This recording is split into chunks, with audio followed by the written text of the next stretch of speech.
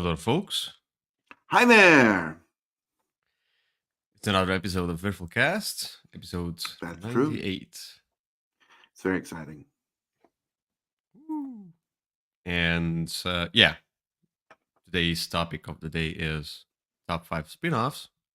We're going to get to that. But before, We will.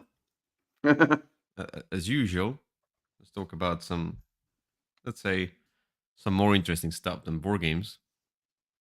I don't Watch think us that's babble. right. I No? see. Very well. Am I starting? Would you like me Yeah, to start? Am I talking sure. about Drag Race or am I talking about something else? Something else. Yeah.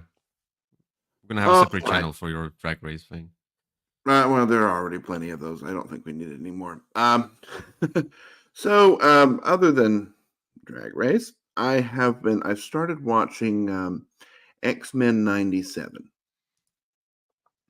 So X-Men 97 is for people my age and a little older, there are, well, maybe a little younger.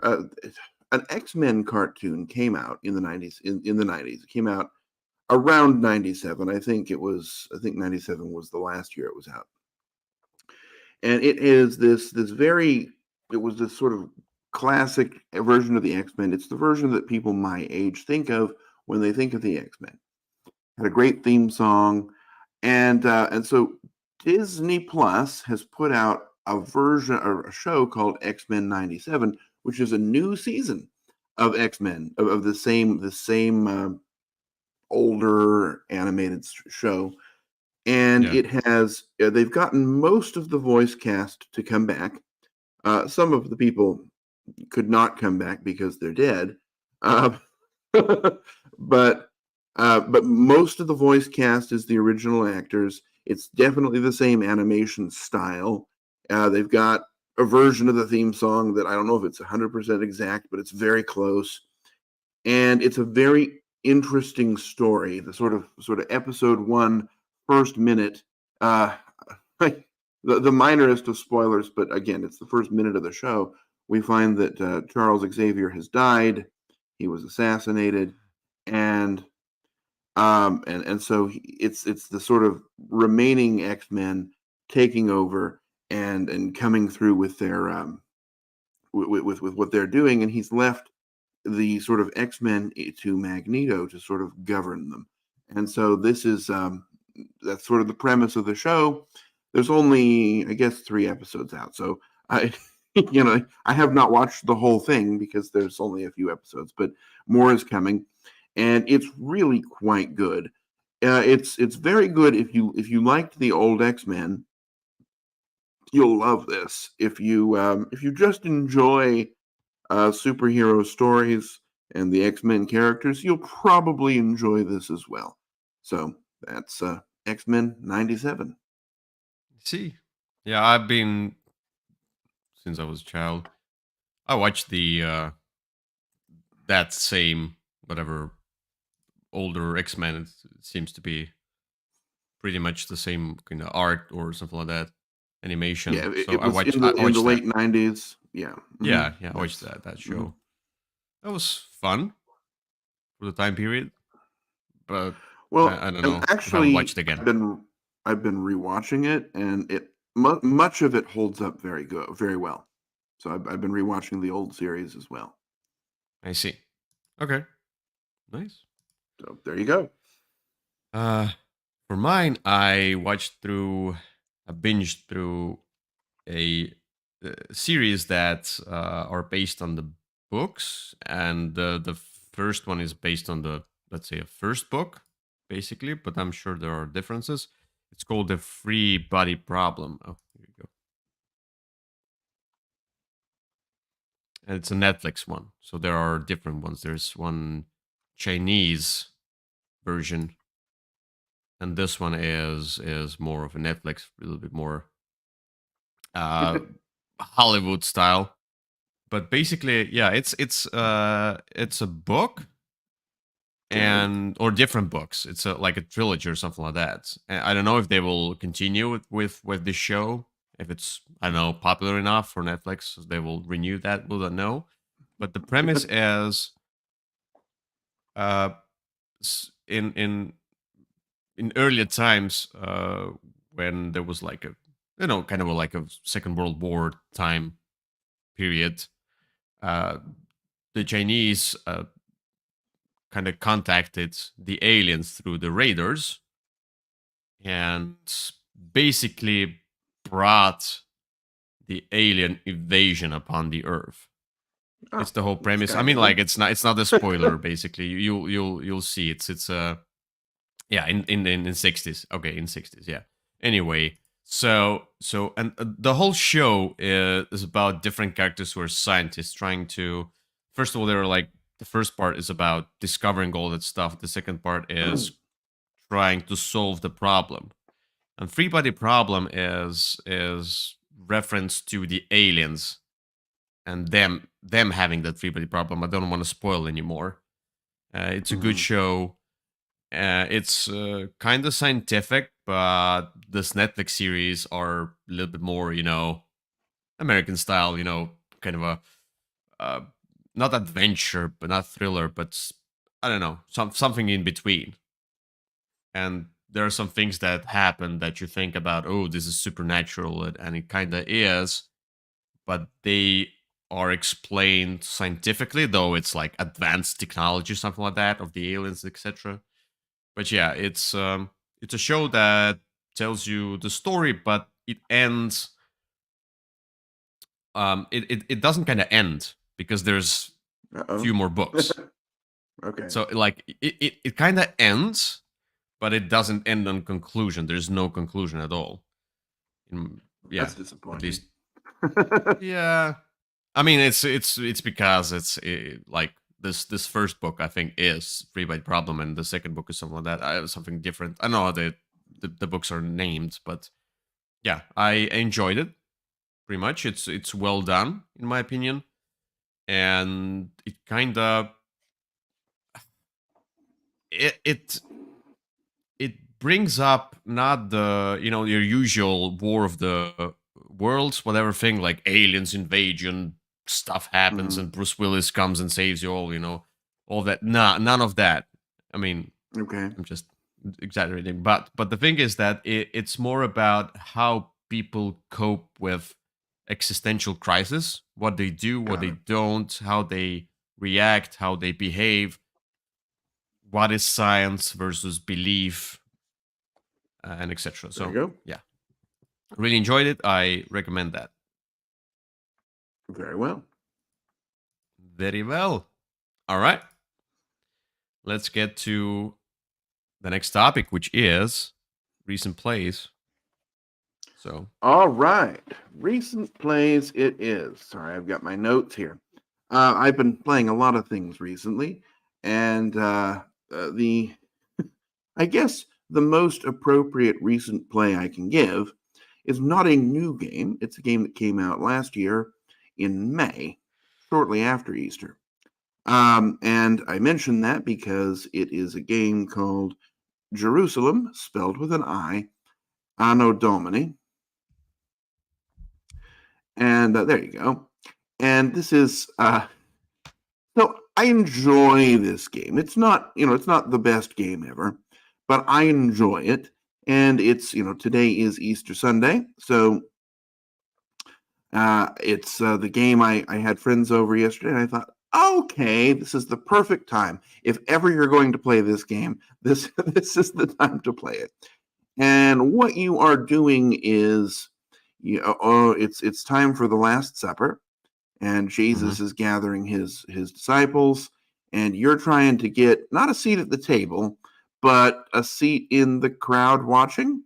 Because I see. famously, yeah, okay, it's a little bit weird, but and so Mhm. what you'll do is you'll have a hand of 5 cards. You'll play the cards, and each card's going to give you an action and then some sort of bonus or sub action. So you'll do the action, and then you'll do the bonus or sub actions, and then there are combinations you're trying to make. And so, to visit one set of apostles, you might need the market symbol, and then the mountain symbol, and then the desert symbol. I'm making that up.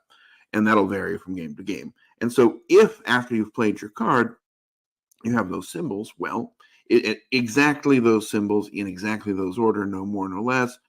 You can discard them, get all the points from those cards, and then take one of the apostles and place him sort of at the table, activate some sort of special ability. There's also this concept of doing favors for each other. So everybody starts the game with, I think, 8 of these little favor tiles, and they'll give you some sort of a bonus. So if I do the favor, I give one to you, and I get to move up on this track, and I get this card that's usually pretty good. And you get the bonus on the favor, and you flip it over, and you can use it as a symbol to go into those sets of 3, which will allow it to be easier to do it because you can sort of slip it in anywhere in that set. And that's kind of what you're doing. You're going to get points from that. You're going to get points from a few other things. And then at the end of the game, you'll look at where everyone is in the Last Supper chamber. And if you're closest, and each apostle's worth points. So, Peter might be worth 4 points. If you're right next to him, and if you're the next row back, it's 3. And then if you're the next row back, it's 2. And Jesus is worth 7. And he's, he can fill the whole room. But in the game, he only fills 4 spaces. And so you're going to be going backwards from there. And it's one of the best games about the Last Supper. That's a small world, though. It's not really. I mean, thematically, it's not all that strong. But if you're going to play a game about Jesus and his disciples, this is the weekend to play it. All right. Yeah. No. No, not for me. The whole theme is quite specific, I would say. It is. And again, that's what I probably won't play it again until next year at about this time. So I see. All right. Cool. For mine, I played something that I got from you. Some constantly discovering all of those titles I got from you, and one of them is So You've Been Eaten. Oh yes, what a good game.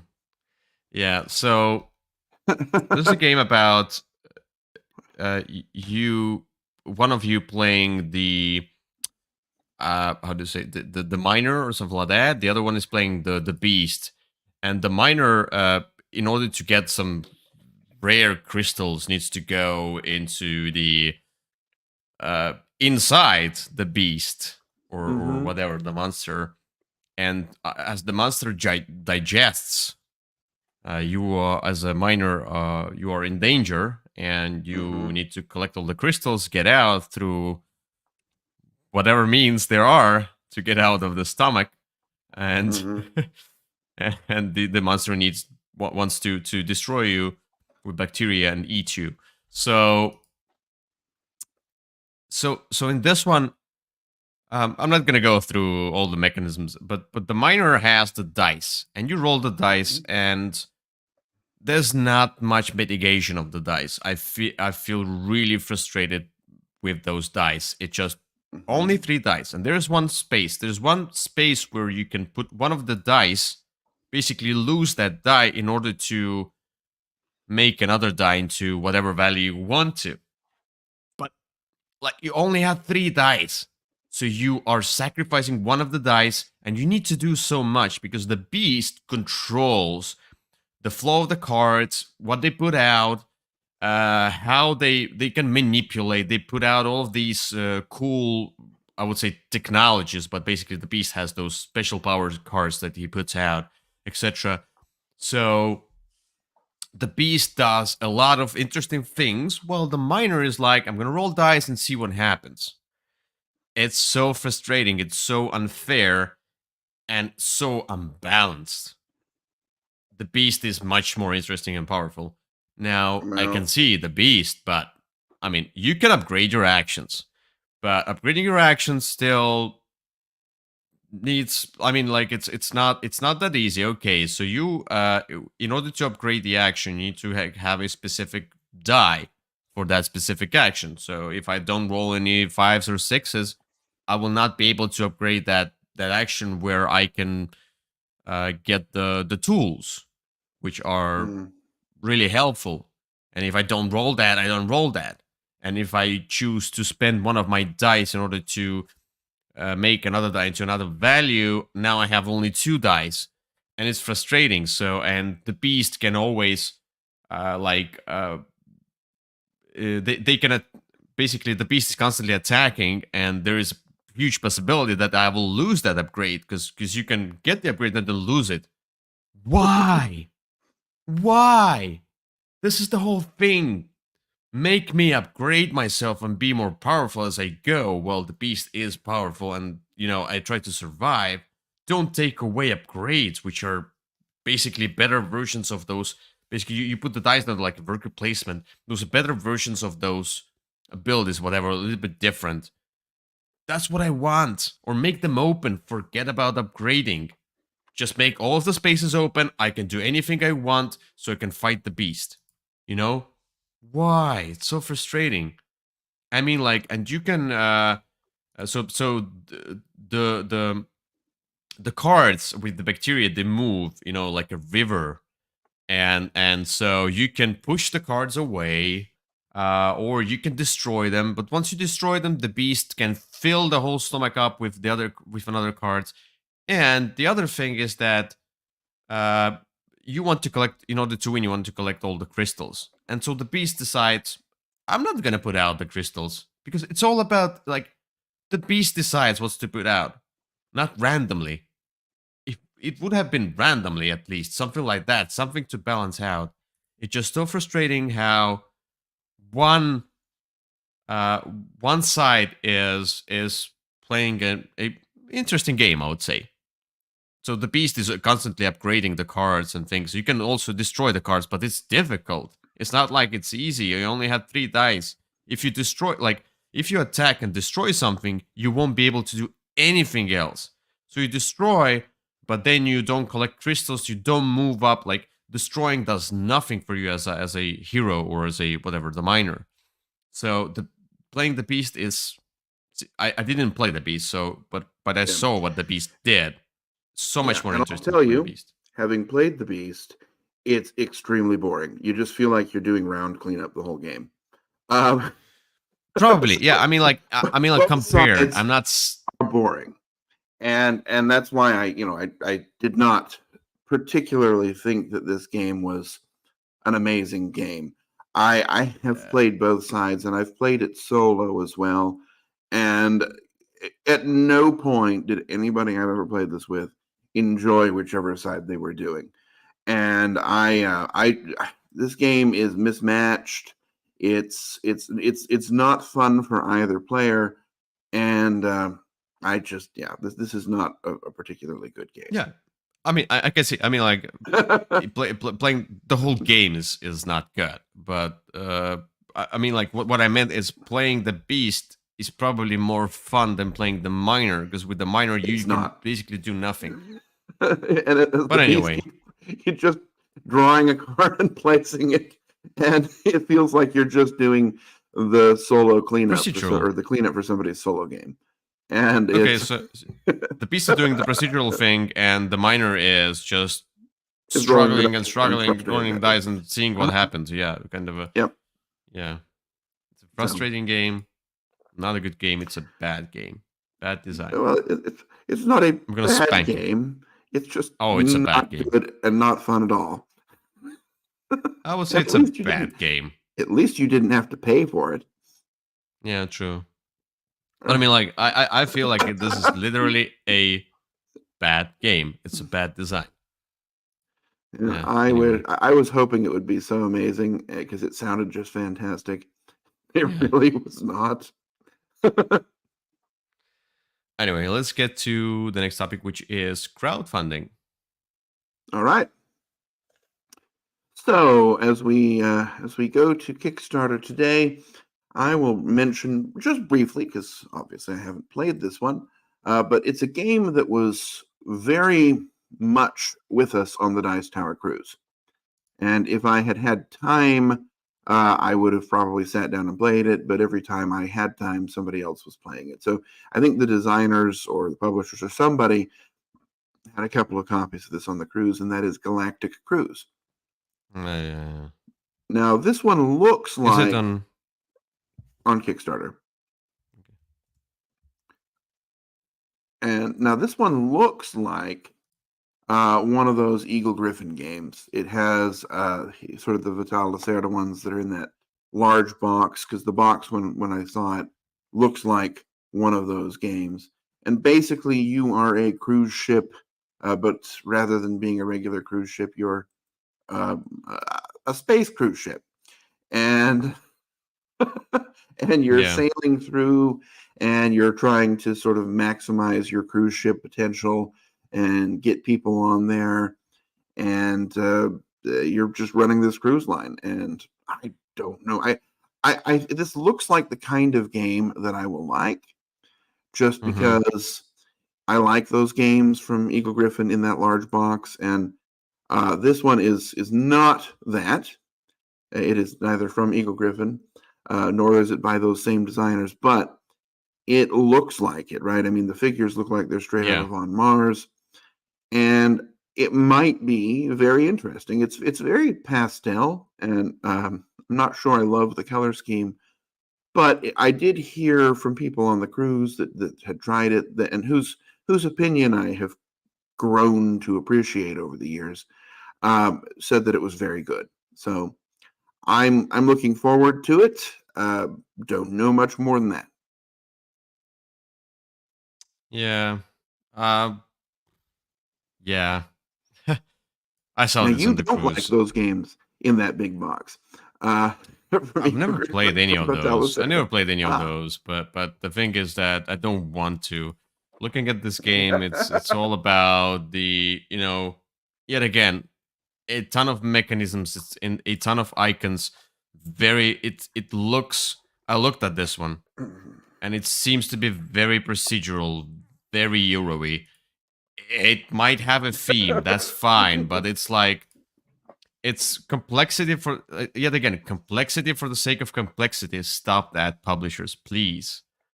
You need to make more streamlined games so more people can enjoy them. I don't think this will be a huge hit. You know, this might be I have another no flop. idea. Like, I mean, everybody was excited about Weather Machine as well. Yeah. Weather Machine was kind of a flop. Mm. Now, again, I this mean, is I not mean, the this same this might be good. designer, so Yeah. it might be. And actually, the new game from that designer, this Inventions, looks like it might be quite good. But I mean, I haven't played it yeah. yet, so I can't say. It's probably cool, a cool game. Yet again, it's just Yeah. I don't know. So We'll there see. you are, Galactic Cruise, All right. almost at the end of its time. For mine, I found something on GameFound. I found on GameFound, yeah. And this is not Robot Quest Arena and not Fox Experiment because I didn't like that. But Oh, it's this Under is the a Sun. version with wood instead of plastic. Otherwise, the same game. Wow, wow. Do you carve the names and Nope, stuff? nope, nope, nope. It's just with wood instead of plastic. Anyway, Under this the one under our sun. Mm-hmm. under our sun. Yeah, okay. Under Mm-hmm. the sun of our sun. Okay. So yeah, this one I when I look at this one is a co-op or semi-co-op. I'm not sure about semi-co-op. I usually tend to play full co-op games, but full co-op might be good. You try to survive, you go around, you explore. I like exploring tiles, so that's my thing. That I enjoy it a lot.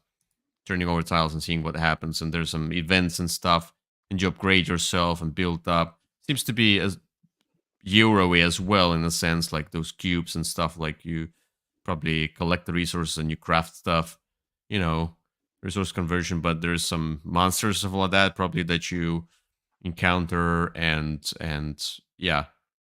Semi-co-op means that everybody has their own goal, secret goals of all that, where it's, your usual semi-co-op. You play cooperatively, but like secretly I'm trying to kill you, I'm trying, or I want to hoard a lot of food or whatever.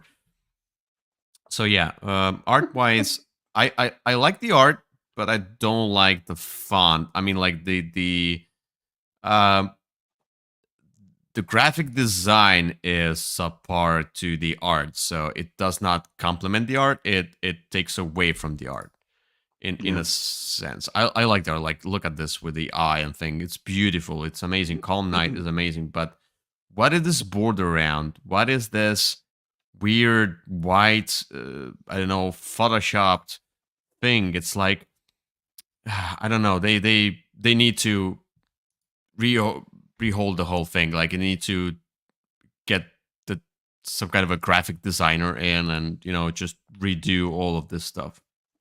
Because look at this text. I'm frustrated by that. This does not look good. Look at all Yeah. of that. Ooh. Well, Yeah, and but I mean, maybe it'll be better in the final version. true, Um, true. But anyway, I just don't like the graphic. This look at this. It just yeah. takes away from the art. But the art itself, beautiful. Anyway, I'm looking for the game more than the art. And what's the pledges here?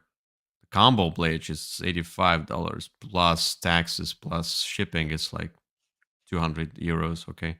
Uh-huh. Core pledge is 67, which is not that bad. But I mean, like, if you put the taxes extra here, because usually, I don't know, GameFound usually shows prices without taxes, and I always get the taxes on top. So look at, oh, 67, and then like taxes on top, like, oh, it's 90 euros anyway. Oh, I see. Okay, that's how you get me in, Mm-hmm. you son of a. Yeah. I looked at this and I ultimately decided that I'll pass on it for now. I don't know there's anything wrong with it. It looks a lot, and this is not fair, but it's the art style. There was a period when first Martians came out, and then there was also this like Martian Mars, the Red Planet that came out, and both of those games were underwhelming. And just sort of some of the graphic design and style of this looks like the one of those. And I know they're unrelated, but I just decided maybe I'll wait and see if this one gets amazing reviews. I'll hunt it down, but I don't know Yeah, that I. when it's out. Yeah, I'm not Yeah, tagging this one, but when it's out, when it's gonna be it's a uh wait and see. November 2024. Are they sure Well, that about just that? that means it's probably going to be December 2026. But um, Yeah. I mean, if they're almost done, they just need to print that, might yeah, yeah. be the end of the year, beginning of next year. And But who believes that that's where they are? yeah, Yeah, once you get all exactly. the stretch Um, goals. no Yeah, one I don't really think believes so. it will come out in November of this year. So It's a new company probably as well. yeah, you won't see it until 2026. And then we It's a can decide new whether it's company. amazing. Yeah. So Germany company. Okay. Anyway, yeah. Well, Here there we you go. go. And let's get to the next topic, which is buy, try, buy. Well, I have three amazing spun-off games today. These are smaller Mm-hmm. spin-offs of the bigger game. And the first game that we're going to talk about is called Le Havre, the Inland Port. And Mm-hmm. so Le Le Havre, the Havre. Inland Port, I see. is a two-player head-to-head version of Le Havre, but it doesn't have much to do with the original game other than some of the theme and art. But what you're doing is you have this kind of a storehouse, and the way that you move things up and down in this storehouse is you move things sort of up sometimes to get a lot more, or diagonal if you want even more than that. And it's going to be the different goods and things that you have will tell you how you're moving that. And you have these tiles that go around this wheel that will get better. and you're going to select tiles and do the actions. And basically, it's supposed to inspire you with some of the thematic, well, or I guess background of the bigger game. But you're trying to sort of build up these buildings, get the most points from them, and there you have it, Le Havre, the inland port. Okay. Next game we have Caverna, Cave versus Cave. I see you. Yeah, you see what's going on here? These are all spun off games from their larger Uwe Rosenberg game. And if you take away the name, if you take away the names, you will never guess which cover is which, you know, because it's all the same. Just two people looking at each other. Look at that. Look at that one. And then look at that one. Look at that one. The third one just also has two people looking on it. What's going on? So those two are kind of very similar. But basically, this is a smaller two-player version of Caverna, except it's not, right? Because you can already play Caverna 2 players, but you're trying to sort of fill your cave with the best stuff, select those tiles from that market, and you're just trying to build a better cave than your neighbor. It's designed to be a condensed version of Caverna. And the third game we're talking about also has two people looking at each other, but it's different, and it is Agricola, all creatures big and small. Is it like two? Oh no, it's it's different. Yep, see, it's two people looking at each other. It's just they're looking lustily at each other instead of angrily. Sheep looking. Ooh. So this is a smaller version of Agricola. Basically, they took out a lot of it, and it's mostly just about the sort of collection and fencing of animals. But with lots of different buildings. Both of those people look like men. They all look like men. One of those people looks like a man pretending to be a woman. So yeah, you're just trying to build up your farm and fence sheep and cows and horses and feed your people, of course. Yeah. There you have it. Those are three spun-off versions of larger Uwe Rosenberg games. And people looking at each other. With people looking at each other. Let's see which one you're the most interested in. So, I'm not a fan of Uwe Rosenberg. You know that. Now, what?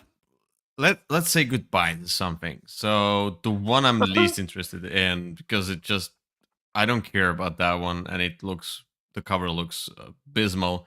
It's Agricola, whatever creatures. All creatures big and small. Yeah, it's boring. I don't care about that. Goodbye. Now for the try. Now I really wanted to try. At some point, I wanted to try Le Havre, the port, yeah. Which is interesting. Le Havre is the port in translation, is it? No, it's a city. Oh, I see. But anyway, so yeah, Le Havre, whatever, inland port. That might be the one that I might want to try because I wanted to try the Caverna Cave, the actual Le Havre? The actual, yeah. Okay. The Haven. Okay, Le Havre is the Haven. Okay, the Haven. It also means harbor. Haven. Harbor is the better translation, but it's a city. Haven. It doesn't just mean a fancy French sounding version of it. Anyway, yeah, because it just maybe it's economic and stuff might be interesting, but the one, of course, that I would buy is Caverna.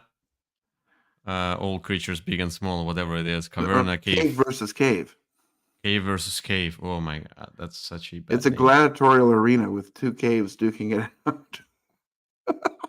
And it's like what's the short, like its abbreviation is CCC? Yeah, Caverna Cave versus Cave, CCC. Like Okay. when they say GOT, like Game of Thrones, and like people use a lot of those abbreviations for games like Dwellings of Elderveld, is DOE, and like they use all of those. Yeah, you've seen on the forums of Board Game Geek, and sometimes they write a comment. I'm like, what game are you talking about? Like there's like A B C D F G. I'm like, okay, what's this game? I don't know. I Anyway, don't that would think be anyone's referring to this as that. I think most people just call this Caverna Cave versus Cave. yeah, but I mean like CCC. Um, yeah, that would be the one because I played Caverna. It's not a bad game. It's just not for me at all. It's boring for me, but I mean, it's not a bad game. I can appreciate the design and building a cave. Why not? I like building stuff. Yeah, Okay. Well, there you go. that's that. We'll look forward to hearing about how much you enjoyed both of those games.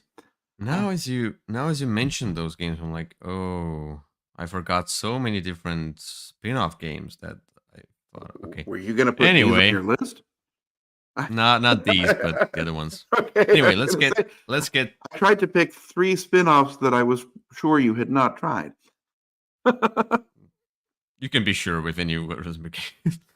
I Anyway, also checked, but so top 5 spin-offs is the topic of the day, and now this is about board games which are spin-offs of their basically original versions of games, and they can be. So I didn't want to restrict you too much, but what I said is that let's avoid the dice and card versions of games because it's boring. It's like almost every game right now has a dice and card version. What I mean by spin-off is just when it's literally a spin-off of a game, or the not the theme but the world, etc. Or it can be, I don't know. It's like the same world, or literally the same game that is redone in with different mechanisms. So I try to find the games that are different from their originals, but bear some kind of same idea of sorts.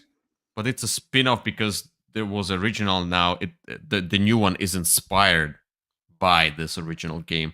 Uh, eh, Disclaimer, like for example, want to say it's Terraforming Mars, Ares Expedition. I would say they are different games, so that would be legitimate for my list. But I didn't put it because I feel like Ares Expedition is a card game version of Terraforming Mars, though Terraforming Mars is a card game anyway. But I mean, like it's not that it's big like a difference. it's like I don't feel of it as I don't know, like however you feel, but I didn't feel of it as a spin-off, and as well that as the different versions, but it's the same game. Like I don't know, Horrified and Horrified American Monsters. Yeah, you can call it a spin-off in a sense. It's a spin-off. It's a different standalone game, but it's really not. And the other thing is legacy games. It's like you have Clank, let's say, and you have Clank Legacy. I don't feel like it's a spin-off. It's not. So, all of that. Anyway. Yeah. We'll see how we did. Oh, I see. So you have some stinky stuff in there. I see. Okay. We'll argue about that. Let's go to number 5. Okay.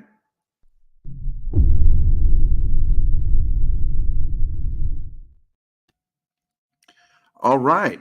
Starting us off, the first board game spinoff that I have on my list is a game that's heavily inspired by its older brother, and that game is Terraforming Mars: Ares Expedition. I see. And I mean, it's legitimate. It's I mean, like the way. I'm not gonna argue. You said no dice versions and no roll and writes. You did not say no card games. But this one is a separate game. Okay. I think if you go back and look at the history, you'll see that you didn't. But this is you know what I meant. This is a game that takes some ideas from Terraforming Mars, which are sort of the concept of moving up these 3 tracks together, and changes the way in which you do it. rather than a large board with placing tokens and things out, sort of this competition for resources and competition for space. Instead, you're just sort of doing things on your own little area. You're playing cards, and most of what you're doing is this action selection. That's sort of the core of this, which is different from Terraforming Mars. Everyone has a set of 5 actions. You're going to select one, and only the actions that were selected will be performed. If you happen to be the person who selected it, you get some sort of a bonus. If you play with one of the expansions, you can actually upgrade those action selection cards, which makes them better. That's how upgrades work. So you'll be more likely to do it. There's a bit of guessing, sort of what people are trying to do, so that you can not waste your action, so that you can have them do their action, because then you get to do both. You're trying to build up your sort of economy, which is these tracks, because when you go into a production, you'll get more stuff. And ultimately, it's a race for points, as most games are.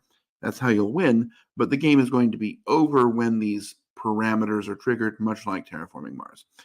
It is not much shorter. It's also it's a longer game. It's not much less complex. But it is a different way of approaching the Terraforming Mars puzzle. And in some people's estimation, mine including, this is probably the best version of that game. Yeah, I agree. Look, it's a legitimate choice because this is yeah, I argued in my head because it's like a card game version of that, but like on the other hand, it's like a spin-off because it's different mechanisms, but the idea is the same. I don't know. I just argued about it in my head. It might have been on my list, so yeah, it's on mine. That's legit choice. Yeah. You see, we're gonna have more different games on the list. That's the whole. I didn't put it on my list because actually, I didn't put it on my list because I wanted to have an extra game. Yes, more games. Okay. We're gonna talk about more games. Anyway, my number 5 is something that somebody has. Somebody's a prophet. They saw through this prophecy, Google's, and they kind of. I don't know how to say. You mean goggles? Goggles. Sorry, goggles. Goggles. Yeah, goggles, and they predicted the future. What I'm going to talk about, and this is Camelot off season. Ah.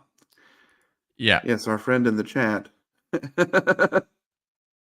Yeah, I mean it is a spin-off, and it's a literal spin-off because this is all about when the racing season is done. What you're gonna do? You need to put camels to work now. Go work now. Stop racing. And what are you doing here? It's quite interesting. You're trying to grab those markets which are filled with different cards. And those different cards are different set collections. And those different set collections, they score differently or give you different amount, like different criteria for getting money. Yeah?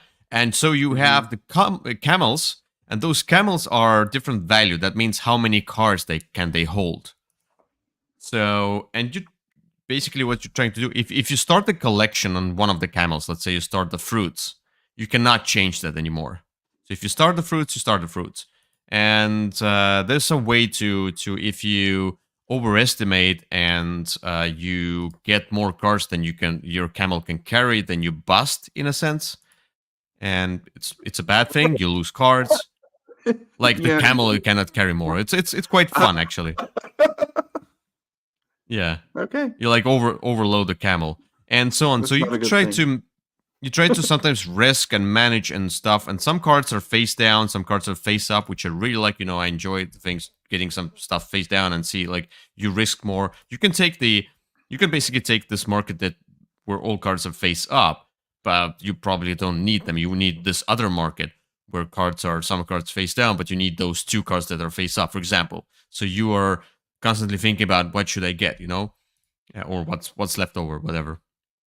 Right. And yeah, so and then you try to sell those set collections once you you can sell the cheaper version of that set collection. You try to get the maximum out of that, sell a lot, and yeah, A it's a fifth lot of item. fun.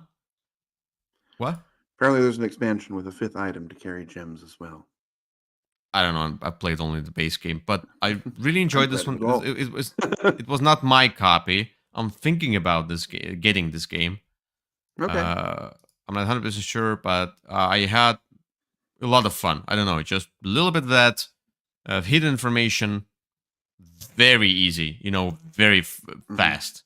It's just about set Okay. collection, selling, and just probably busting a lot of times. Okay. So you need to take that into account. Yeah. And it has unlike some of the games that we'll talk about, this one has very little to do with the one that inspired it, other than the artwork and the world. I mean, Camel Up is a game about racing camels wildly around a track, and this one is Yes. uh, Yes. is I not mean, about that at all. I still call it a spin-off because it's it's Fair enough. it's It's it's a it's spin-off of Camel Up. Yeah, of I that think it even says idea. Camel Up on the cover, but it's more divergent from the original than, for Oh, example, Terraforming Mars and Terraforming Mars Ares it Expedition. it's a totally different game except the art and the coins. Yeah. Okay. That's it. And in fact, some people may have purchased it thinking that it was an expansion to Camelot, Yeah, and which it is yeah. definitely is not.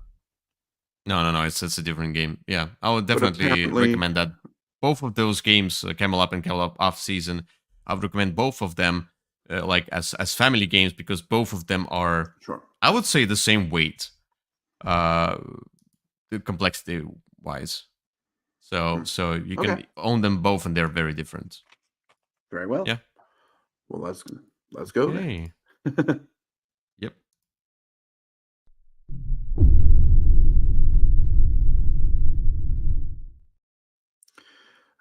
All right, my number four is a game that I have recently I was invited to give it a second chance at Dice Tower West. And Mm. after having done so, I've been giving it lots of second chances because I've really been enjoying Mm. it. This one is a game that is a lot like the original game, but has sort of its own world that it's in, and that is Brass Birmingham. I see. So this is based off of Brass, obviously, and in Brass you were trying to sort of build up coal mines and iron foundries, and you were taking loans and you were Mm. trying to activate your buildings and get points from them, and you're building stuff up, and then you clear the board and build stuff up again. And that is very much here in Brass Birmingham, except it's done in a different way. Well, the same way, it's just there's more things. The sort of ecosystem of the game is Yeah. a little bit deeper because in addition to, just sort of the using the cotton, using the coal to build the cotton mills to then clear them off, or whatever it was in the original. In this one, there's a couple of different types of resources. There's some that upgrade in weird ways, and there's this other sort of third resource that's beer that you can also use to upgrade certain things. We have to use to upgrade certain things and to sell certain things. It's very much a game of, it's a game with, if you thought Brass had fiddly rules that were difficult to remember, this one also has them. But it's an enjoyable experience, and I've really been glad that I decided to go back and give it another chance because I've been quite enjoying it over the last couple of weeks. Definitely a spin-off, but more like the original than, for example, Camel Up and Off Season. Yeah. It's that thin line of being a spin-off. It's very much the same game as Lancaster, but just with a little bit extra. But yeah, for our definition of spin-off, it's a spin-off. It I would say definitely is. yes. And so yeah, I have one of the games that are okay. Anyway, so this one, yeah, I enjoyed it. It was a really clever game, and yeah, it's heavy, not in a sense of complexity of the rules, but complexity of the gameplay, the thinking, all of the thinking, the mechanisms, and how you optimize things, and you need to take loans. It's loans, loans, loans. It's money. It's struggling with money, and yeah, it's something when you if you want just if you want just pure fun, this is not that type of game. If you're a serious gamer, like you're a serious gamer, you want to dive into, have a mature theme in a sense, and kind of a strategize and stuff. A mature Go. theme. Not mature in this sense, but like it's not like unicorns. Like it's the thing. It's a real world theme. But yeah, Yes, it is. yeah, Russ Yep, Birmingham. enjoyable game, and has been accepted even more than the original has, and so it's always good when that can be a success. And again, there are some pieces that require some training to get right in this game. Right, people never want to remember to put their money out on on their marker. That's a counterintuitive rule. So be aware that there might be a little bit of fog when you go into it, but it's a spin-off of Brass. Yep. For my number 4, I chose the game that is, I don't, it's in the same series of games, and it has some similarities, but it's a different game, and it's made by different designer or designers, and that's the Energy Empire Manhattan Project. Hmm. Energy Empire. Yeah, because the Manhattan Project, the original, and I think there was 3 editions. Yeah, the first edition was that I had. It's a really good game. I really enjoyed it. Now the company is no more, and yeah, so I don't know if Purchased by anybody another will. company and is available. Oh, the Manhattan Project, the original one, is available. I don't know about the original. Energy Empire is though. Energy Empire, yeah. This Mhm. one is available because somebody picked it up. Yeah. But I mean the original Manhattan Project, which I think would be a nice game if you reedition it, do few things differently, Hmm. then I know maybe somebody will pick it up at some point, the original Manhattan Project, and I would buy it again. But this one, Okay. yeah, this is definitely a spin-off because it has the same kind of a put out the workers and then create the buildings in your own, basically create your own workspaces. And there's Yep. the middle board which has the workspaces where you can put one of your workers, and then your cards, there you can put several of your workers. But the difference with Manhattan Project is, in Manhattan Project you put one of the workers in on the main board, and as many as you want on your own player board where you have built up the spaces. Yep. Here, it depends on what color you choose. So if I go on a green space on the main board, I can only activate all of my green cards. And the other thing is that with the workers, you also have those energy tokens. And so you can so original Manhattan Project had different workers, which are like laborers and Hmm. scientists and so whatever they were, different engineers, whatever. Now here it's all the same, but in order to go somewhere where somebody already is, you need to put a stack of workers which is bigger than the one that is the biggest Yep. at the moment. So if somebody has one worker there, you need to put a stack of 2 workers at least. What you can use that energy in order to create those stacks. And with some cards, you can only use energy in order to activate those cards. So it's a different. It's like the energy is also like workers, but in certain steps of the game. Hmm. And then you also have dice that you roll. There's many different things, and there are those event phase things. And then you need to you're trying to manage your board and not get too much pollution on your board.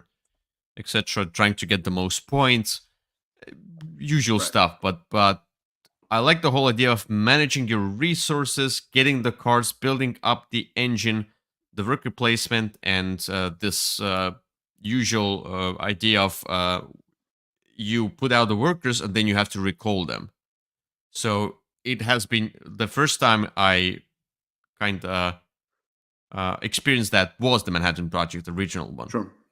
and I'm not Yeah. sure it has been used too many times. It's been used in quite a few worker placement games now. With the Right. West Kingdom, whatever the not the West Kingdom,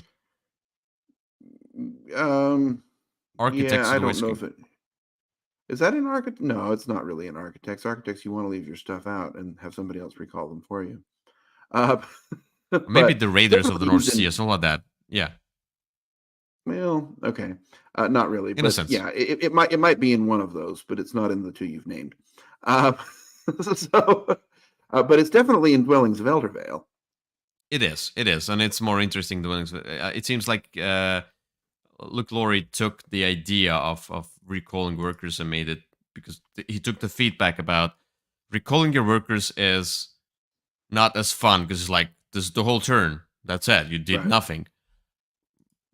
But there, yeah, it's more interesting. But here, one thing about recalling your workers is when you do that, and and sometimes you wait for somebody to recall their workers because you don't have enough workers to outstack the opponent. Right. But if they recall those workers, oh, now you can put your worker down there. It's like the space is opening up. It's the same with the Manhattan Project. Anyway, it's a great sequel. I feel like this game was more successful, and it It was. was. It was definitely, and it's still a Yeah. good design. There you go. Yeah. I mean, I like this game a lot. I have both of its expand. Or I have its expansion.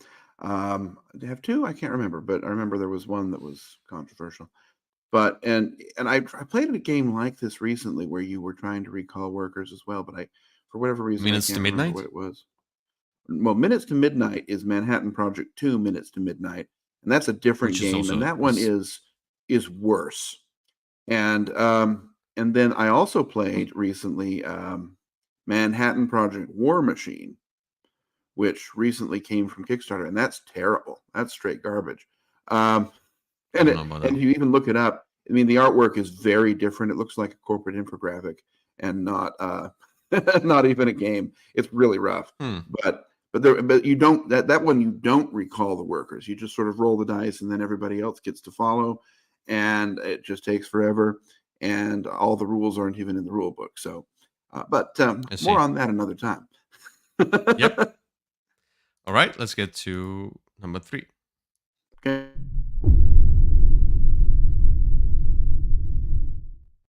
Yeah.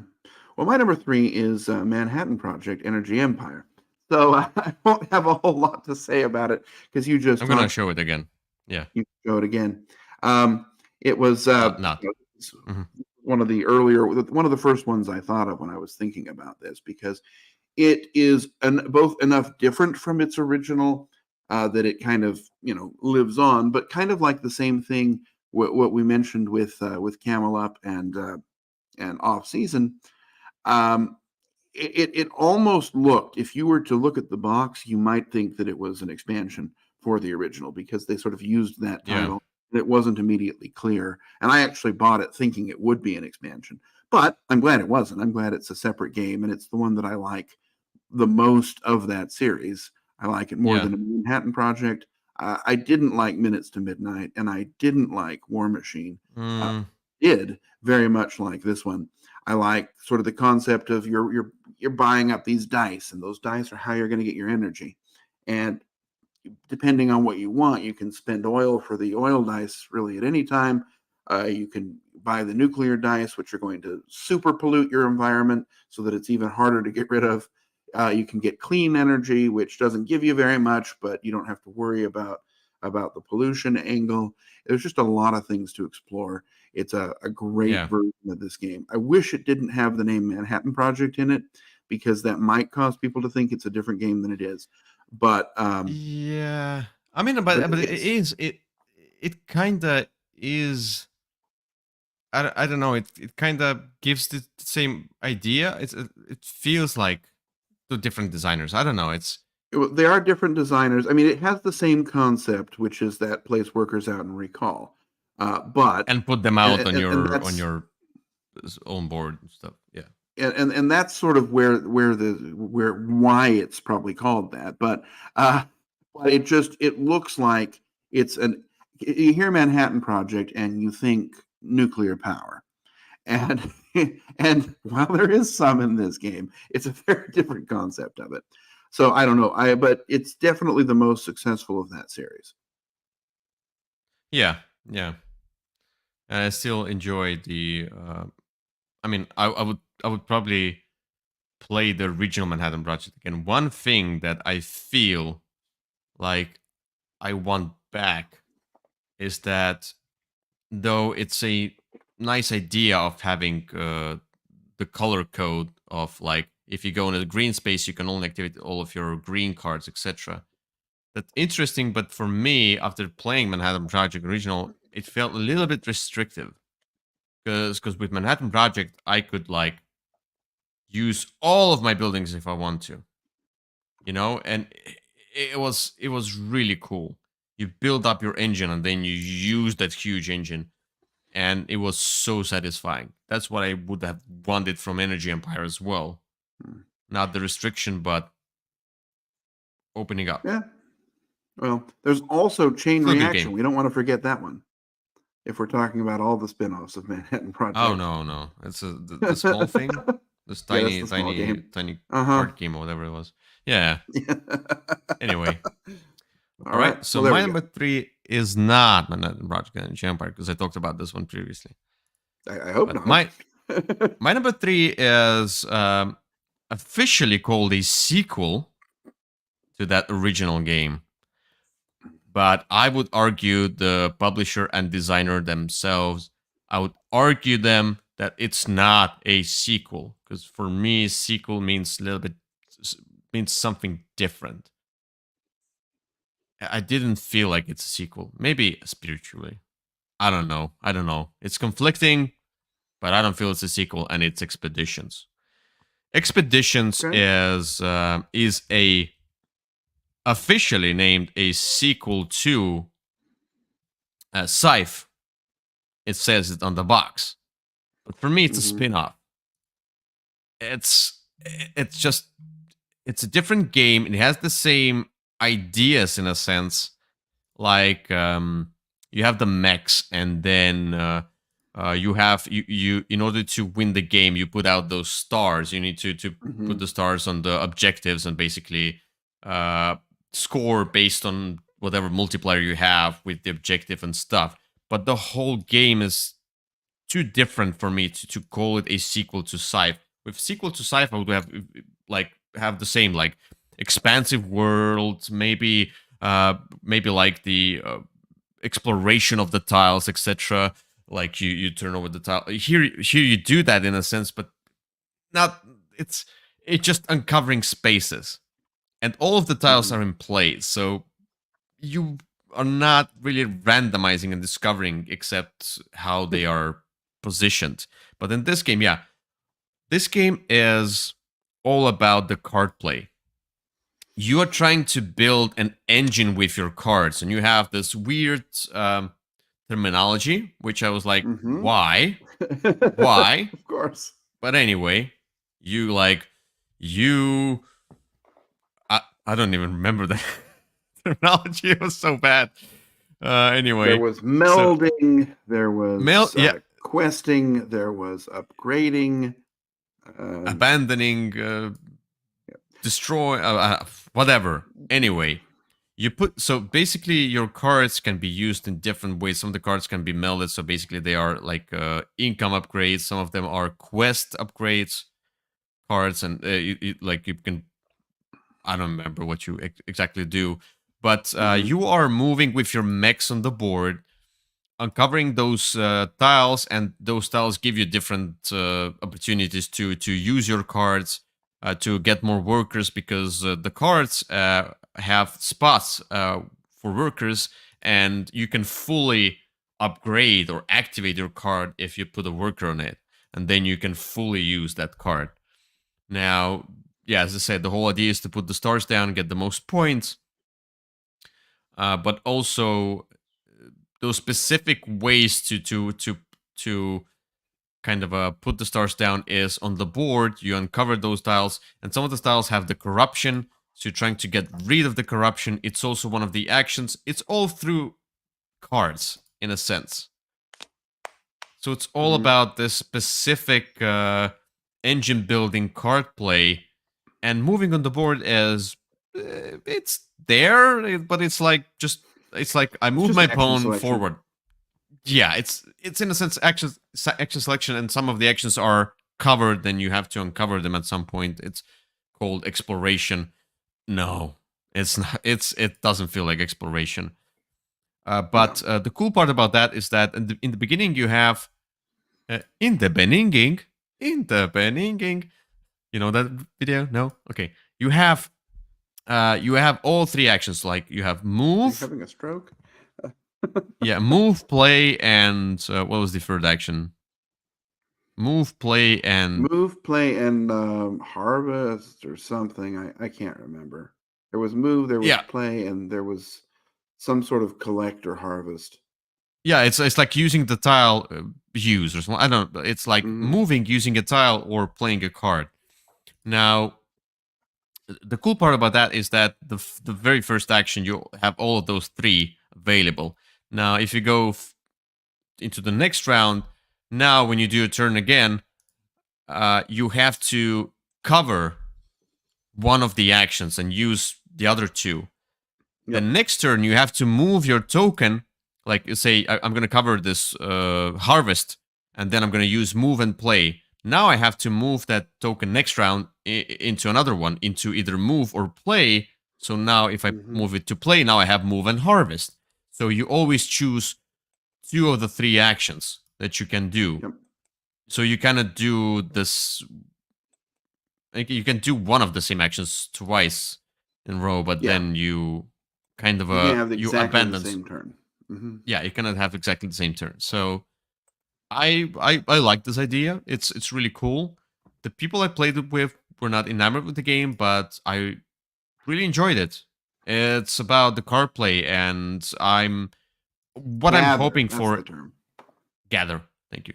What I'm hoping for is expansions that will not just give me more of those mechs and factions, but give me the feel of exploration, like something extra, something random, maybe something that you just discover, like, woo, that's a cool thing. Like with the tiles, you kind of discover, but like it's not like that. Yeah.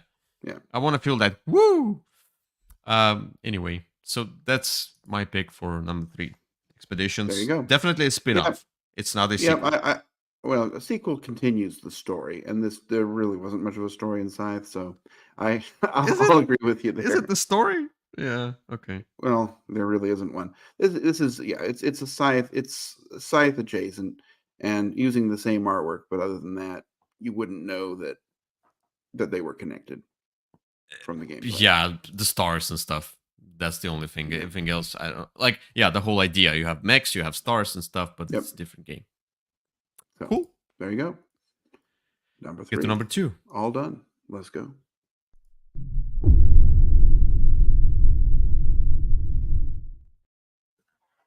All right, my number 2. Aloha. Okay. What? My number 2 is a game. I'm worried about your mental health, my friend. If Where? You're having Hello. I have a voice in my head. A stroke. Perhaps you need to call the hospital. I have Kyle's voice in my head. What's happening? So my number 2 is a game for 2 players, and it has far surpassed to the point where I probably won't even go back to the original. And this one is Seven Wonders Duel. Yeah, that's the one I forgot. Oh, okay. Well, for some reason, I don't know. I didn't forget it. It's on my list at the number 2 slot. So this is a game where you have 2, and these are 2 series that have gone in completely different directions, right? They started with the same concept of a way to draft cards and build your empire in a couple of different categories, but they've gone different directions. This is one where you're selecting a card on your turn. You're going to use it to do some sort of an action, or you can throw it away for money, which is an action. And when you do so, it's going to, in many cases, reveal and make available to your opponent other cards. You're trying to get the most points, if you get that far, because there's two other ways the game can end that will sort of short circuit your plans to get the most points. So you have to be aware of it, because if you're not able to sort of trigger one of those end games, there's a track you're trying to push people down, push this marker down, or there's symbols you're trying to collect sets of. Whoever has the most points will win. So if you just go for those coals and your opponent's not able to, or is able to stop you from getting them, well, then you'll find yourself with 6 points and lose. There's two expansions. One of them adds these gods that do weird things, and I like, but I don't like to play with, because there's not really a way to understand what they do. It's a very, it's a poor explanation. The explanation in the rule book is done poorly. And then there's one where you add these Senate chambers, and you're trying to compete for control of those to get access to special abilities. And if you control enough of those, you can also win the game that way.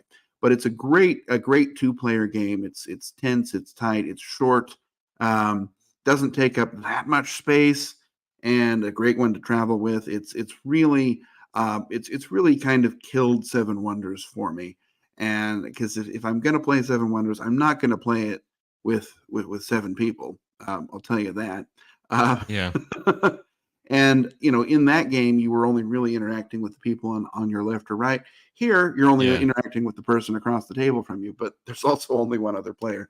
So, and it's much better than the terrible 2-player rules that came in the Seven Wonders blocks. So there's that as well. Which Rado loves so much, it says it's the best version of 2-player game. Oh, that may be, but I think it's terrible. Seven Wonders, the 2-player rules, where you had these extra phantom hands that you were passing into, that was awful. But this is a great 2-player version of the game, but it's a great game in its own right.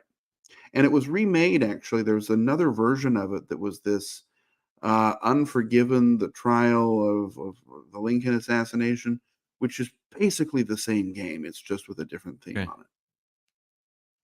Yeah, I agree. It's far more, in my opinion, far more superior game than Seven Wonders original. What I hate, I wouldn't say hate it, but I didn't like at all about Seven Wonders is that, as you said, if I play with more than 3 players, I really don't care about players who are not sitting exactly to the left or exactly to the right of me, because That's right. Like, and people say no, but like they exchange their hands with the other players, so you will eventually get those cards. I'm like, but I don't care about that person over there. I don't care. I don't interact with them. I mean, like it's more, it's all very tacked on. It's just no. But Sonda's Duel feels like I'm with my decisions, I am giving you something or taking away something from you. My decision matters for you, and your decision matters for me. Which I, really enjoy. Sonda's Duel is a good game. All right? It is. There you go. So, for my number 2 is a game that I would say it's mostly the same DNA, but I'll say it right away. If I compare 2 base games, this spin-off is a superior game. Comparing base games only. But if I add countless expansions that the original game had, then I might argue. And I'm talking about Wormspan and its original game, Wingspan.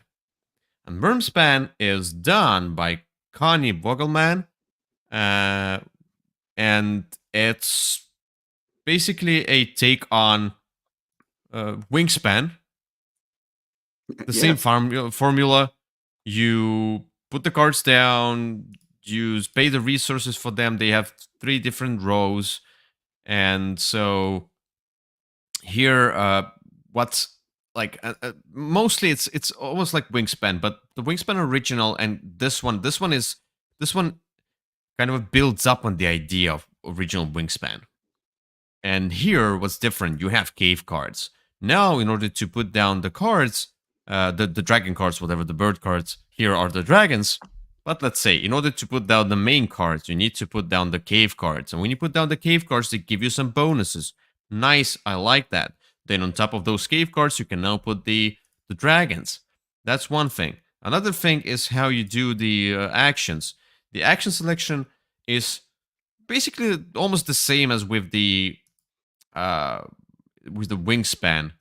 Like some of them give you more cards, some of them give you more of resources, some of them give you more eggs, etc.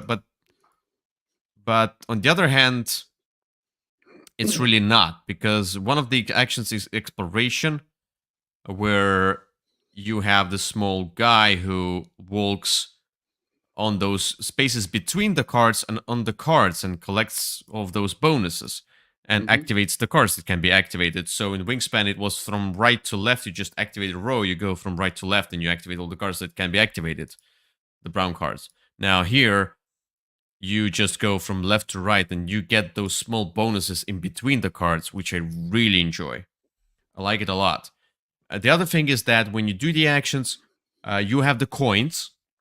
Now, you can get more coins throughout the round. So it's not like with the Wingspan, you had like, I think 7 cubes, then 6, then 5. It's because you use one of the cubes in order to mark down the objective that you completed each round. Now it becomes shorter and shorter, so you have less actions. Here, it's not like that. You always constantly get 6 coins at the beginning of a round, but then throughout the round you can get more coins, and then at the end of each turn you must not have more than 9 coins, but eventually you can end up with, quite a lot of coins. You can save up all the coins and go into the next round, and you're like, I have 12 coins at the beginning of my turn. Now I just have to spend them all somehow. It's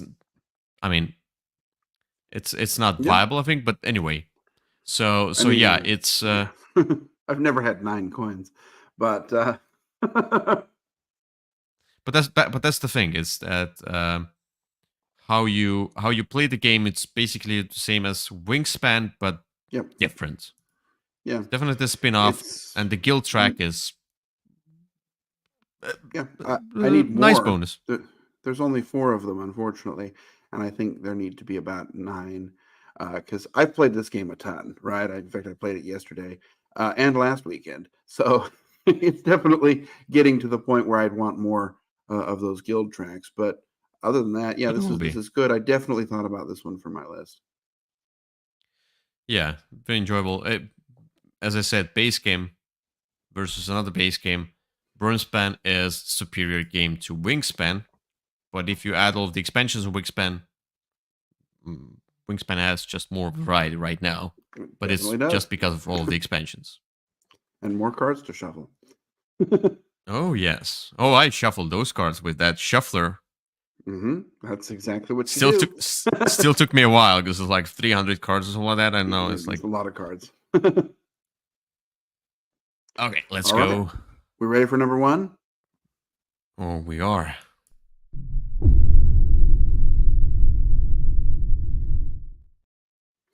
All right, my number 1 is, you would be forgiven for not knowing that this was a spin-off of the other game. However, people who swim in this pond definitely will. This is a spin-off of one of my favorite games, Twilight Struggle, and the spin-off is called 1989. Okay, I didn't know that it's that one. Okay, I thought it's the medieval whatever the. That one is different. You're thinking of Here I Stand. Yeah. That one is less of a spin-off. I mean, it has many of the same rules, but it's for a different group of people.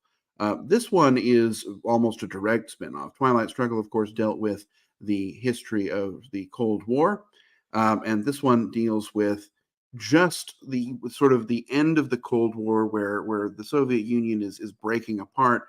And it's just those years around 1989 when the different republics are breaking off.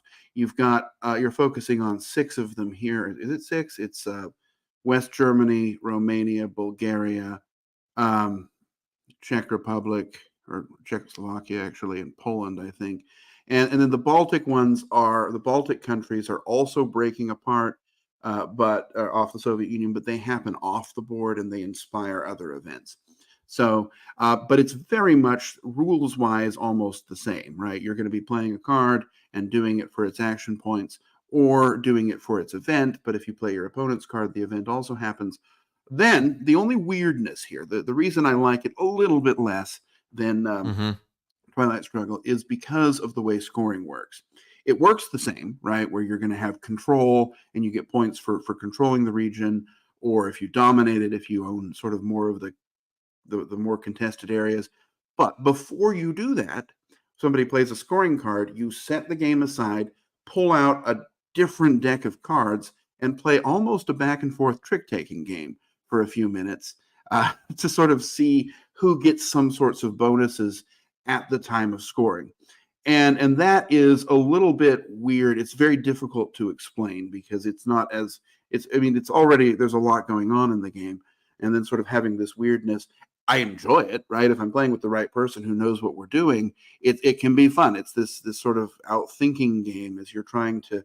You would love to have a certain card end the trick taking aspect of it, but it's a very weak card and difficult to do. So you have to sort of play and match, and it's hard even to explain. But it's very other than that, that's sort of the new thing. It's got the same sort of look, obviously. I mean, if you saw that, you might be forgiven for thinking it was Twilight Struggle. It's got the Yeah. same gameplay. It's got the scoring itself, other than that weirdness, is which honestly you could leave out. Is the same. You sort of have these different end game conditions, and it's very much this historical game. It's just focused down instead of a 60-year span, and I'm terrible at numbers, but no, it's about 60-year span of Twilight Struggle. It's Mm-hmm. just a 2 to 3 year span where you're focusing in not on the whole world, but on a few different countries. And I find it a fascinating experience, and it's definitely a very good spin-off of the original. I see. Yeah, fine. It's not a looker, I'll tell you that. Um, Fine. Yeah. All right. All right. For my number one, you might argue about this one being a spin-off. But I would say it is in a sense. Oh, it's even like a sequel and spin-off. It's not a direct sequel, spiritual sequel. Anyway, this is based on the Crossroads system, and this one is called Freelancers. if you're saying it's a spin-off of Dead of Winter, I will disagree. If you're saying it's a spin-off of the sea Forgotten one, then Waters. sure. Yeah, yes, well, yeah, Yeah, then it definitely is. it is a spin-off of Forgotten Waters because it the whole formula is Forgotten Waters, but what they do, they so the whole idea is that it's kind of like action select. It's not worker placement. It's more like an action selection. We select actions and then see what happens. You get the skills. You roll dice. It's like skill checks and stuff. Sometimes you have story elements, and there's a lot of story. Basically, you played with the app, and the app gives you a lot of text and story and stuff. And then you upgrade your character. You get the titles, different titles. You get injured. You getting Oh, some that's sad. corruption, whatever, and you can corruption, or you can get story elements and followers, and it's there is more than in Forgotten Waters. You can upgrade your character more. You get like followers, trinkets, weapons, armor, etc. All of those different cards, they're a little bit more different than with Forgotten Waters, where you have treasures and they kind of do different stuff, but it's the same. Here it feels a bit more different. And how you in Forgotten Waters, you basically always rolled one die, Mm-hmm. and it's d20, and then you had those modifiers that you add to your basic like skill. Like from the cards, you have +3 to that combat. Now you have +1 on this card, +1 on this one, so it's +5. Now you roll a die and see what happens. Here, as you upgrade your skills, you get a better die. So you have a basic Okay. D20, but then you get an extra. At first, you get D4, then you get the D6, then you get the D8 or 10. I don't remember. Anyway, stuff like that. So you get the second die, and Okay. the more you gain that particular skill when you do that skill check, the better die you can then use. And so I like that idea more with that combat. It's still the same. It's like you go through the story. One other thing is that with Forgotten Waters, you were swimming. You were going around sailing. Sorry, you were going around the seaboard and taking the tiles. Taking the tiles out and then like scouting and stuff, and then going on those tiles and triggering like crossroads events and stuff because it's a crossroads game. And in this one, you have a map, and now on this map, you have particular roads. Sometimes they go in different ways, so you can go right or left, and they have different iconography. Like there's like dungeons, there's like taverns, there are all sorts of different things that you can basically go on to. If you can see here, the map key are here, but like if you go down the path, you can go this way or that way. Sometimes the app tells you to mark down like under this event or under this symbol, there is that key moment for the story, etc. You mark this down, so it's a different thing. But I like it more. I think I like it more than the crossroads events and stuff. I mean, it's more a little bit more linear, but on the other hand, I don't know. The spatial element of going with the ship, it's cool, but this one I just enjoy better. And yeah, the whole idea is it's just a reimplementation of Forgotten Waters, in my opinion, with some extras. If you want an easier game, go for Forgotten Waters. If you want a little bit more of a game, Freelancers. But it's the difference are not as big. It's not like you're gonna struggle with the rules of Freelancers. You're not. You still there's tutorial as well. You can go through tutorial the tutorial scenario, and it will teach you as you go. It will constantly teach you and give you hints, and then if you don't want those hints, you can turn them off and then now play. But yeah, we learned the game through that tutorial. We tried the tutorial. It works, and so yeah, I really enjoyed it much more than Forgotten Waters. Not much more, I say more. Because you enjoy Forgotten Waters, so I really enjoy Forgotten Waters. So, but I mean, like Freelancers killed Forgotten Waters for me, at least. Okay. Some people say they would enjoy both for different reasons. I would say this one just does it better. Okay.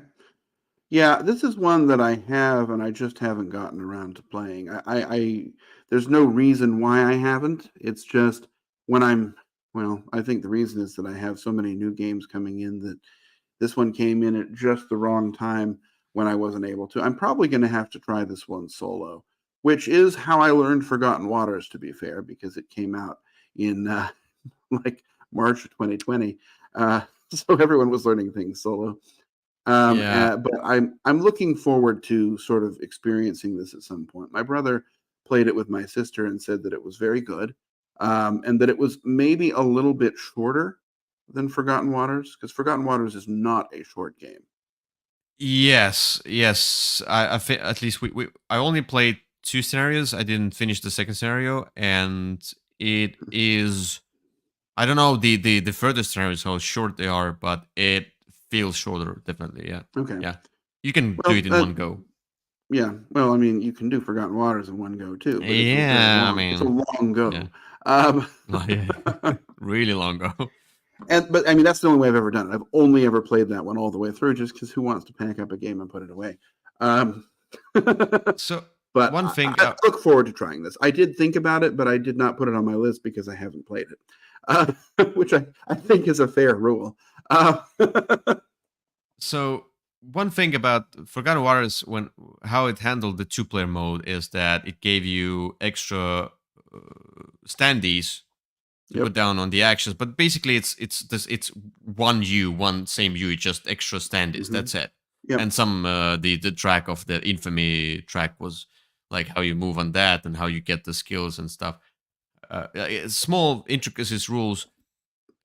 I can forgive that. That's fine. I could play 2-player. Now, freelancers 2-player, I would not completely recommend, because with 2 players, basically you have your own character, and then you need to use the whole sheet for another character, which is like automa character in a sense.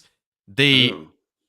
kind of act, you control them, they kind of act as a player for, like, there's all the things like, for the reference of that thing, for the sense of that thing, it acts as a player, but now it doesn't have this and that, and then like it's just too, I don't know, it's just too much struggle for this 2-player version.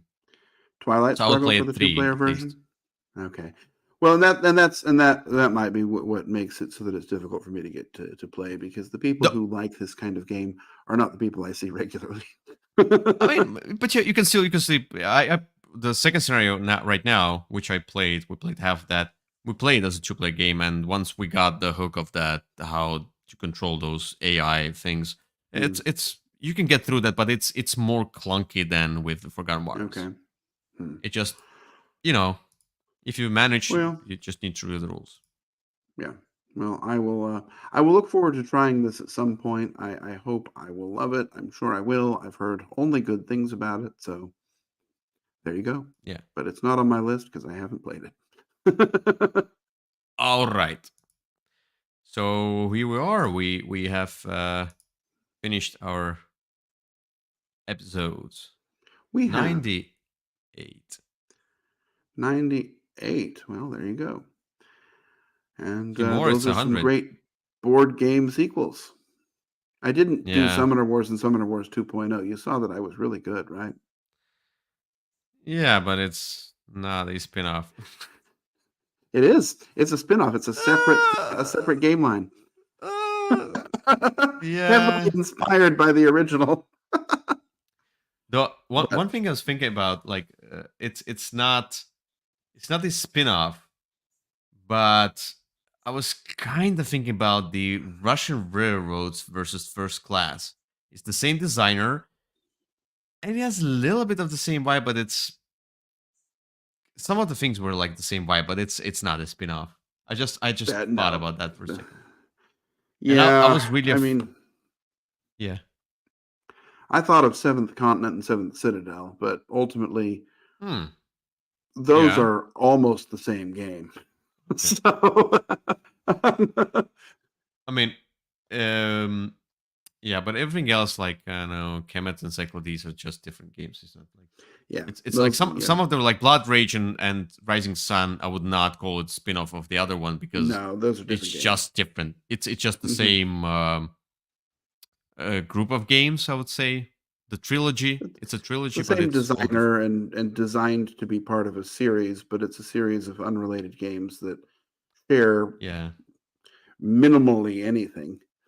I was afraid you would pull some stunts and put like horrified Greek monsters, something like that, and then silver coin, silver bullet, and like those are just expansions. No, they're standalone games. What?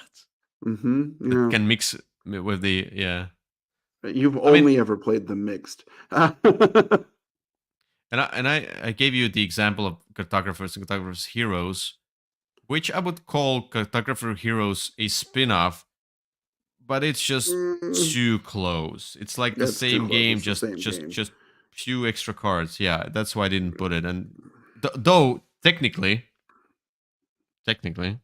and it's fully compatible with its friend. Yeah, Empires and stuff, Legends, Classics, Horizons. Yeah, no, definitely not. I mean, good games, but not for this list. So there you have it. All right. Thank you for watching. Exactly. See you next time. Bye-bye. Bye-bye.